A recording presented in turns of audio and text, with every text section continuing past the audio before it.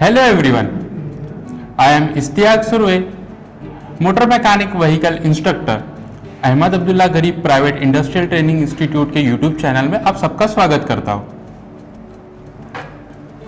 आज का जो कंटेंट है वो है इंट्रोडक्शन टू इंजन्स जो है हमारे डे टू डे लाइफ के अंदर व्हीकल्स जो है उसके अंदर इंजन्स फिट होता है।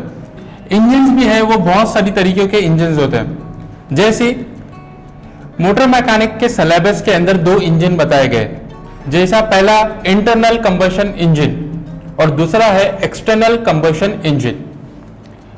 इंटरनल कंबशन इंजन को ICE इंजन भी बोला जाता है, IC engine, internal combustion engine. External combustion engine को EC भी बोला जाता है शॉर्ट फॉर्म में। ये दो तरीके के इंजन है जो गाड़ी के अंदर फिट होते हैं, बट मोस्ट प्रोबेबली मॉडर्न जमाने में ये सिर्फ इंटरनल कंबशन इंजन जो है हम लोग यूज कर रहे हैं। एक्सटर्नल कंबशन इंजन पहले यूज होते थे लोकोमोटिव्स में और बॉयलर्स में। तो चलो हम लोग देखते हैं इंटरनल कंबशन इंजन जो है वो कहाँ यूज होता है और क्या क्या उसके बारे में डिस्क्रिप्शन दिया गया। पहला, combustion of fuel take inside the cylinder. Engine जो होता है, इंजन के अंदर जो फ्यूल बर्न होता है, ठीक है, हमारा जो व्हीकल है, हमारा जो बाइक है, हमारा जो कार है, इसके अंदर क्या होता है, इंजन जो फ्यूल जो है वो अंदर बर्न होता है इंजन के अंदर, और यह वो होने के बाद वो क्रैंकशाफ्ट को रोटेट करता है और क्रैंकशाफ्ट रोटेट होने की वजह से हमारा इंजन मूव करता है, हमारा जो व्हीकल है वो मूव करता है।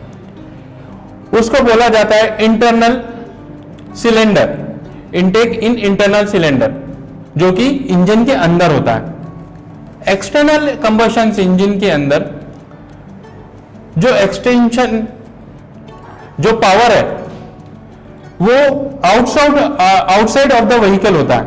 जैसे बॉयलर्स के अंदर आप देखोगे पुराना वाला जो स्टीम इंजन था ट्रेन, उसके अंदर कोयला डालना पड़ता था, कोयला या वुड, वो जलाने के वजह से वो जो स्टीम प्रोड्यूस होता था वो स्टीम पिस्टन के ऊपर आता था एंड फिर वो व्हीकल जो है, जो लोकोमोटिव है, वो मूव करना स्टार्ट होता था। उसके बाद टेम्परेचर एंड प्रेशर। देखिए कोई भी इंजन को मूव करने के लिए वहां पे टेम्परेचर और प्रेशर होना बहुत जरूरी है।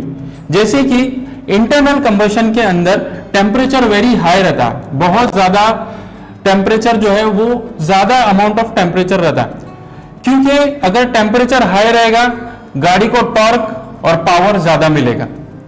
वही एक्सटर्नल इंजन में देखा जाए हम तो एक्सटर्नल इंजन के अंदर जो पावर रहता है वो लो हो जाता है, क्योंकि फ्यूल एक तरफ बंद हो रहा है, फिर पावर ट्रांसमिट हो रहा है, इसमें पावर लॉसेस होते हैं, तो इसके वजह से जो कंबशन है वो लोअर होता है एक्सटर्नल में।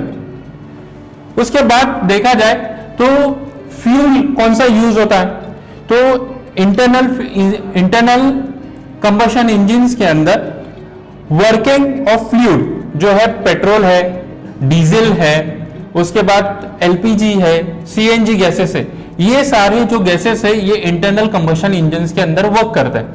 जैसे हमारे एक्सटर्नल कंबशन इंजन्स के अंदर हम देखा जाए तो वहां पे सिर्फ स्टीम है जो एक जगह से जाके ट्रेवल करती है हमारे सिलेंडर के हेड के ऊपर, या तो फिर अगर ये हम इलेक्ट्रिक के इसके अंदर देखा जाए, इलेक्ट्रिक के टरबाइंस घुमाने के लिए, तो वहां पे ये टरबाइंस घुमा के फिर जनरेटर को इस्तेमाल करा जाता है। तो वहां पे जो पावर है, जो फ्लूइड है वो स्टीम है, उसका सोर्स ऑफ जो है वो स्टीम है। उसके बाद रिक्वायर्ड ऑफ स्पेस। देखिए कोई भी चीज जो है अगर वो बड़ी रहेगी तो उसको फिट करने के लिए बहुत ज्यादा स्पेस लगेगा।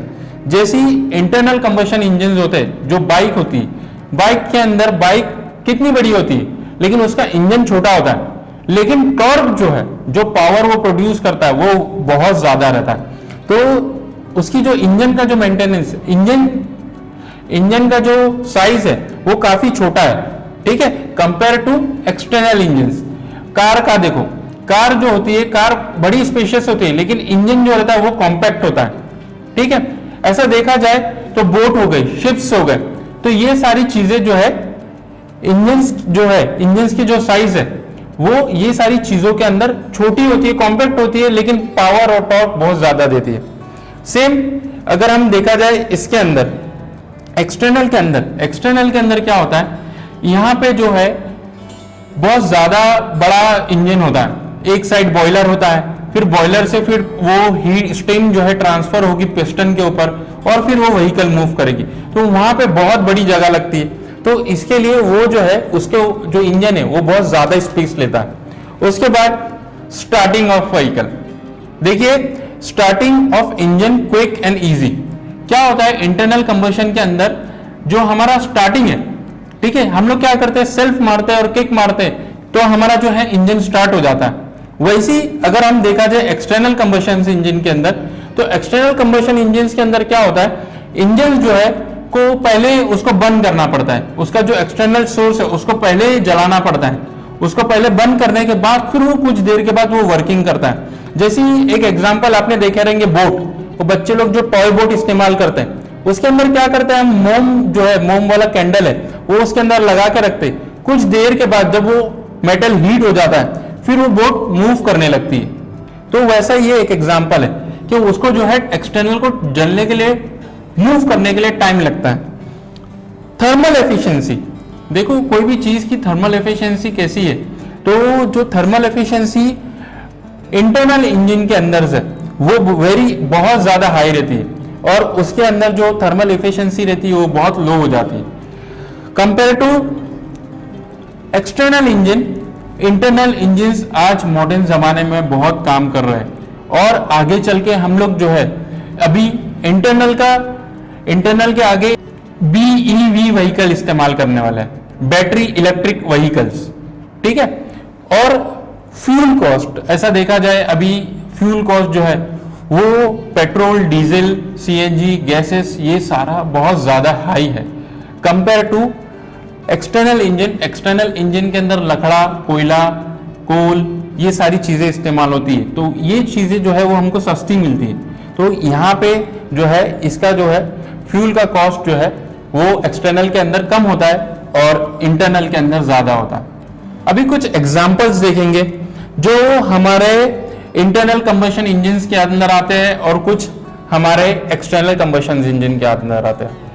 इंटरनल कंबशन इंजन के अंदर आप देखोगे तो व्हीकल के अंदर तुम्हारा बाइक, कार, ट्रक, ट्रेलर्स ये सारे व्हीकल्स के अंदर आ गए।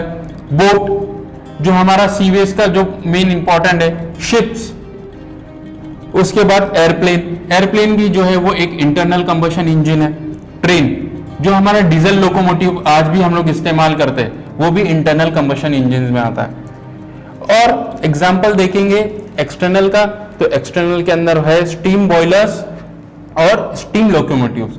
ये दोनों भी चीज जो है स्टीम लोकोमोटिव्स ये पहले हमारे रेलवे में यूज होती थी, अभी ये डिस्कार्ड हो गई है। स्टीम बॉयलर्स अभी भी हमारी इलेक्ट्रिक सिटी जो हम घर पे अभी मिल रहा है ये स्टीम बॉयलर से बनते हैं, ठीक है। तो आप सबको उम्मीद करता हूं आप सबको ये कंटेंट बहुत अच्छा लगा रहेगा, तो please don't forget to like, share and subscribe our YouTube channel. Thank you.